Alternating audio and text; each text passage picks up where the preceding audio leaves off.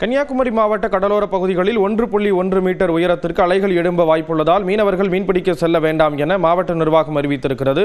இது தொடர்பான கூடுதல் தகவல்களை நமது செய்தியாளர் சஜயகுமார் வழங்க கேட்கலாம். சஜயகுமார், விவரங்களை பகிர்ந்துக்கலாம். கன்னியாகுமரி மாவட்டத்தை பொறுத்தவரையிலும் தென்மேற்கு பருவமழையானது கடந்த சில ஓரிரு தினங்களாக சாரல் மழையாகவும் இன்று காலை முதல் பல்வேறு இடங்களில் கனமழையாகவும் செய்து வருகிறது.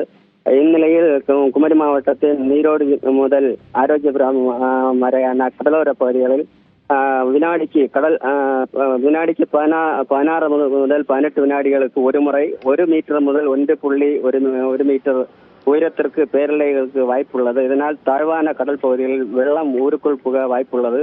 எனவே கடலோர பகுதிகளில் வசிக்கின்ற மீனவ மக்கள் எச்சரிக்கையுடன் இருக்க வேண்டும் எனவும் இந்த இந்திய கடல்சார் சேவை மையம் அறிவித்துள்ளது. அதே போல மாவட்டத்தில் இன்று ஆரஞ்சு அலர்ட்டும் விடுவிக்கப்பட்டுள்ளது. மீனவர்கள் யாரும் கடலுக்கு செல்ல வேண்டாம் என மாவட்ட நிர்வாகம் சார்பில் அறிவிக்கப்பட்டுள்ளது.